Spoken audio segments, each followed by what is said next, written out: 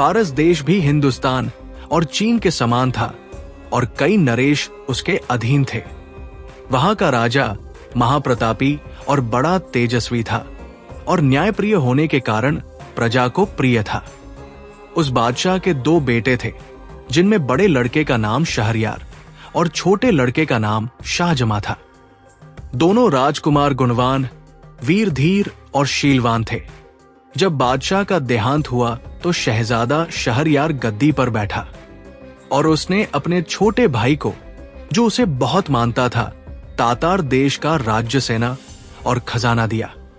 शाहजमा अपने बड़े भाई की आज्ञा में तत्पर हुआ और देश के प्रबंध के लिए समरकंद को, जो संसार के सभी शहरों से उत्तम और बड़ा था, उसे अपनी राजधानी बनाकर आराम से रहने लगा। जब उन दोनों को अलग हुए 10 वर्ष हो गए तो शहरयार ने चाहा कि किसी को भेजकर उसे अपने पास बुलाए।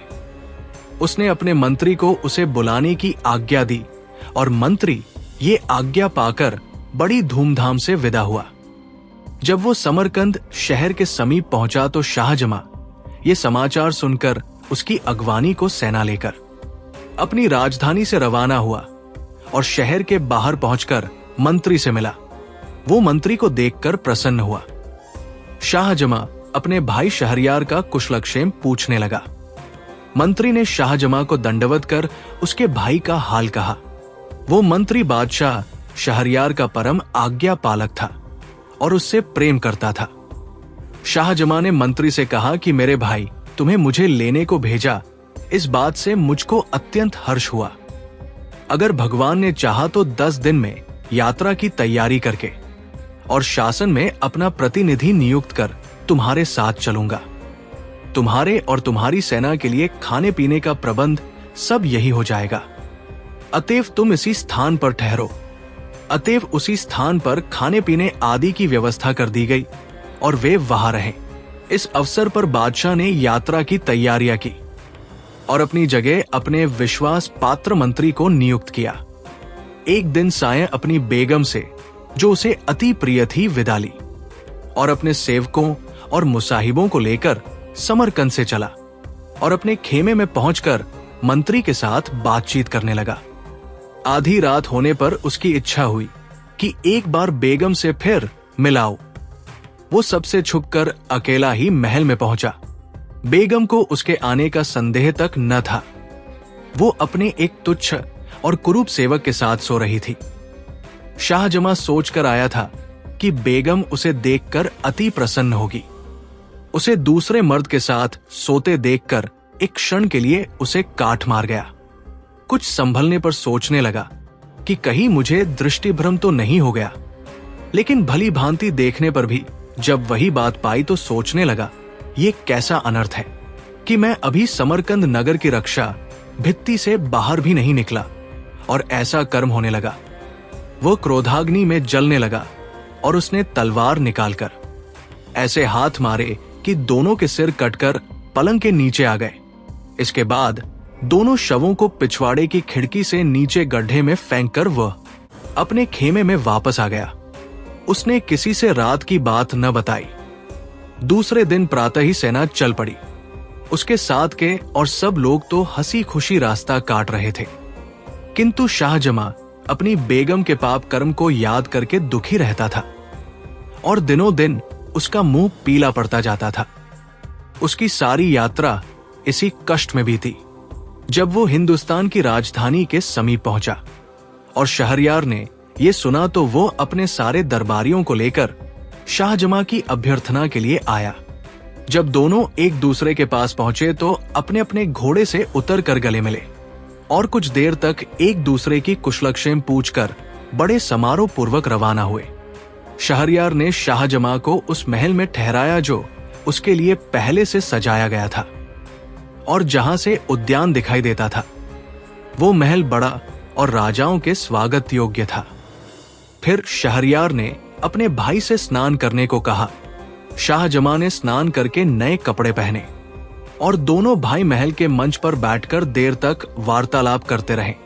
सारे दरबारी दोनों बादशाहों के सामने अपने अपने उपयुक्त स्थान पर खड़े रहे। भोजनोपरांत भी दोनों बादशाह देर तक बातें करते रहे। जब रात बहुत बीत गई तो शहरयार अपने भाई को आतिथ्य गृह में छोड़कर अपने महल को चला गया। शाहजमां फिर शोकाकुल होकर अपने पलंग पर आंसू बहाता हुआ लौटता रहा। भाई के सामने वो अपना दुख छुपाए रहा, लेकिन अकेला होते ही उस पर वही दुख सवार हो गया और उसकी पीड़ा ऐसी बढ़ गई जैसे उसकी जान लेकर ही छोड़ेगी। वो एक क्षण के लिए भी अपनी बेगम का दुष्कर्म भुला नहीं पाता था। वो अक्सर हाय हाय कर उठता और हमेशा ठंडी सांसें भरा करता। उसे रातों को नींद नहीं आती थी। इसी दुख और चिंता में उसका शरीर धीरे धीरे घुलने लगा। शहरयार ने उसकी ये दशा देखी तो विचार किया कि मैं शाहजमां से इतना प्रेम करता हूं और उसकी सुख सुविधा का इतना ख्याल रखता हूं, फिर भी सदैव ही इसे शोक सागर में निमग्न देखता हूं। मालूम नहीं इसे अपने राज्य की चिंता खाई जाती है या अपनी बेगम का विछोह सताता है। मैंने इसे यहां बुलाकर बेकार ही इसे शोक संताप में डाल दिया। अब उचित होगा कि इसे समझा बुझाकर और उत्तमोत्तम भेंट वस्तुएं देकर समरकंद वापस भेज दूं, ताकि इसका दुख दूर हो सके। ये सोचकर उसने हिंदुस्तान देश की बहुमूल्य वस्तुएं थालों में लगाकर शाहजमां के पास भेजी और उसका जी बहलाने के लिए तरह तरह के खेल तमाशे करवाए। लेकिन शाहजमां की उदासी कम नहीं हुई, बल्कि बढ़ती ही गई। फिर शहरयार ने अपने दरबारियों से कहा कि सुना है यहां से 2 दिनों की राह के बाद एक घना जंगल है और वहां अच्छा शिकार मिलता है, इसलिए मैं वहां शिकार खेलने जाना चाहता हूं। तुम लोग भी तैयार होकर मेरे साथ चलो और शाहजमां से भी चलने को कहो, क्योंकि शिकार में उसका जी लगेगा और उसका चित्त प्रसन्न होगा। शाहजमां ने निवेदन किया कि मेरी तबीयत ठीक नहीं है, इस कारण मुझे शिकार पर जाने से माफ करें। शहरयार ने कहा, अच्छी बात है, अगर तुम्हारा यही रहने को जी चाहता है तो रहो, लेकिन मैं तैयारी कर चुका हूं। मेरे अपने भृत्यों के साथ शिकार के लिए जाता हूं। शहरयार के जाने के बाद शाहजमां ने अपने निवास स्थान के द्वार अंदर से बंद कर लिए और एक खिड़की पर जा बैठा। वहां से शाही महल का उद्यान दिखाई देता था। शाहजमां सुवासित पुष्पों और पक्षियों के कलरव से अपना जी बहलाने लगा, लेकिन मकान और बाग की शोभा से जी बहलाने पर भी उसे अपनी पत्नी के दुराचार की कचोट बनी रहती। जब संध्या हुई तो शाहजमां ने देखा कि राजमहल का एक खुफिया दरवाजा खुला और उसमें से शहरयार की बेगम और 20 अन्य स्त्रियों के साथ निकली। वे सब उत्तम वस्त्रों और अलंकारों से शोभित थी और इस विश्वास के साथ कि सब लोग शिकार पर चले गए हैं, बाग में आ गई। शाहजमां खिड़की में छुपकर बैठ गया और देखने लगा कि वे क्या करती है। दासियों ने उन लबादों को उतार डाला जो पहनकर वे महल से निकली थी। अब उनकी सूरत स्पष्ट दिखाई देने लगी। शाहजमां को यह देखकर आश्चर्य हुआ कि जिन 20 को उसने स्त्री समझा था, उनमें से 10 हबशी मर्द थे। उन 10 ने अपनी अपनी पसंद की दासी का हाथ पकड़ लिया। सिर्फ बेगम बगैर मर्द की रह गई। फिर बेगम ने आवाज दी, मसूद, मसूद। इस पर एक हृष्टपुष्ट हबशी युवक जो उसकी आज्ञा की प्रतीक्षा में था, एक वृक्ष से उतरकर बेगम की ओर दौड़ा और उसका हाथ पकड़ लिया।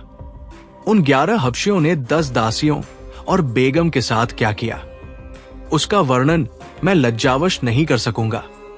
इसी भांति वे आधी रात तक बाग में विहार करते रहे। फिर बाग के हौज में नहाकर बेगम और उसके साथ आए 20 मर्द औरतों ने अपने कपड़े पहने और जिस खुफिया दरवाजे से आए थे उसी से महल में चले गए और मसूद भी बाग की दीवार फांद कर बाहर चला गया।